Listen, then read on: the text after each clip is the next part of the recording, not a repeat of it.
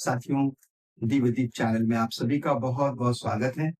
और हमारे नन्हे बच्चे अवर लेडी ऑफ हेल्थ श्राइन के मसीहगढ़ के बच्चे हैं। पिछले बार हमने सुना कि किस तरह फिरौन को स्वप्न दिखाई दिए। कितने स्वप्न दिखाई दिए? दो स्वप्न दिखाई दिए। और जिसमें उसको बताया गया कि 7 मोटी मोटी गायें, फिर 7 पतली गायें, फिर बालें हुई मोटी मोटी बालें, फिर पतली पतली गायें, है ना। तो अकाल में उसने कोई उसका अर्थ नहीं बता सका ना, स्वप्न का अर्थ। तो फिर यूसुफ को बताया। तो यूसुफ बोलता है कि जो 7 साल हैं वो सुकाल के बदलेंगे, कि मतलब बहुत उपज पैदा होगी, धन धान्य होगा, लोग खुश रहेंगे, और 7 साल के बाद में अकाल पड़ेगा। तो इस प्रकार उस यूसुफ ने जब स्वप्न बताया तो आगे बाइबल क्या कहती है इसके बारे में हम पढ़ते हैं। यह परामर्श फिरौन और उसके सब पदाधिकारियों को अच्छा लगा। फिरौन ने अपने दरबारियों से कहा, क्या हमें इस मनुष्य के तरह कोई ऐसा व्यक्ति मिल सकता है जिसमें ईश्वर का आत्मा विद्यमान है। इसके बाद फिरौन ने यूसुफ से कहा, अब ईश्वर ने तुम्ही पर सब कुछ प्रकट किया है, तो तुम्हारी तरह समझदार और बुद्धिमान कहीं नहीं मिल सकता है। तुम्ही मेरे महल के प्रबंधक होगे, मेरी सारी प्रजा तुम्हारी आज्ञाओं का पालन करेगी। राज सिंहासन के कारण ही मैं तुमसे बड़ा होऊंगा। क्योंकि यूसुफ ने ईश्वर का स्वप्न फिरौन को बताया, और यूसुफ कहता है कि ईश्वर की कृपा के द्वारा मैं बता रहा हूँ, है ना, अपने सामर्थ्य से नहीं। किसके सामर्थ्य से? ईश्वर के सामर्थ्य से।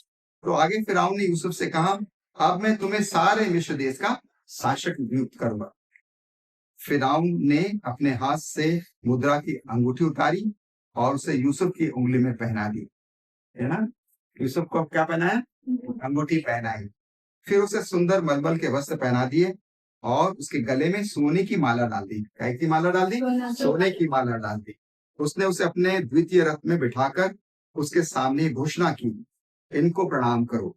इस प्रकार उसने सारे मिस्र देश का प्रशासक उसे नियुक्त कर दिया, है ना। अब यूसुफ उस मिस्र देश का प्रशासक बन गया, है ना। इसके बाद फिरौन ने यूसुफ से कहा, फिरौन मैं हूं, लेकिन तुम्हारी आज्ञा के बिना मिस्र देश भर में कोई कुछ नहीं कर सकेगा। फिरौन ने यूसुफ का साफ नत पनेह नाम रखा। क्या नाम रखा? साफ नत पनेह। और ओन के याजक पोटीफेर की पुत्री आसनत के साथ उसका विवाह करा दिया। यूसुफ समस्त मिस्र देश का निरीक्षण करने निकला। जब यूसुफ मिस्र के राजा फिरौन की सेवा में नियुक्त हुआ, उसकी अवस्था 30 वर्ष की थी। कितनी थी उसकी अवस्था? 30 वर्ष का था। यूसुफ फिरौन से विदा लेकर समस्त मिस्र देश का दौरा करने निकला। सुकाल के 7 वर्ष में भूमि से बहुत अनाज पैदा हुआ, है ना। सुकाल के समय कितना हुआ? बहुत अनाज हुआ। उसने इन 7 वर्षों में मिस्र देश की सारी उपज इकट्ठी कर नगरों में जमा की। उसने प्रत्येक नगर में उसके आसपास के खेतों की फसल इकट्ठी की।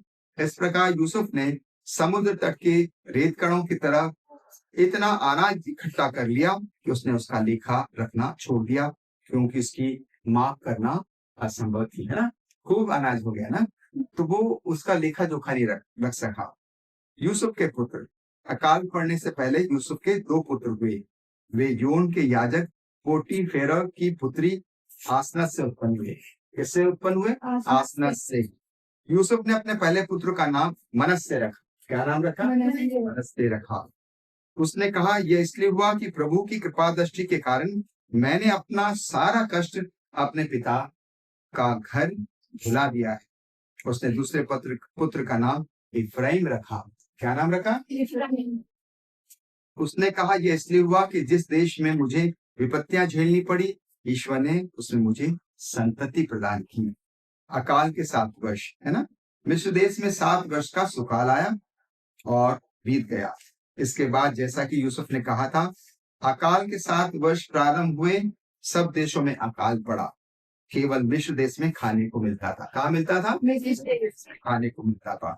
समस्त मिस्र देश में अकाल पड़ने लगा और लोग फिरौन से रोटी मांगने आए। किससे रोटी मांगने आए? फिरौन ने सभी मिस्रियों से कहा, यूसुफ के पास जाओ और वो जो कहे वही करो। किसके पास जाओ? यूसुफ के पास। हर प्रदेश में अकाल था और यूसुफ ने सभी गोदामों को खुलवा कर मिस्रियों को अनाज बेच दिया। किसको अनाज बेच दिया? मिस्र देश में अकाल बढ़ता जा रहा था। सभी देशों के लोग यूसुफ से अनाज खरीदने आए, क्योंकि पृथ्वी पर घोर अकाल पड़ा। कहाँ अकाल पड़ा था? इस प्रकार हमने देखा कि किस प्रकार ईश्वर ने यूसुफ को चुना और उसने स्वप्न को परखा, अर्थ बताया। किसकी कृपा से? ईश्वर की कृपा से। ईश्वर पर विश्वास करता था और ईश्वर उसको रास्ता बताता।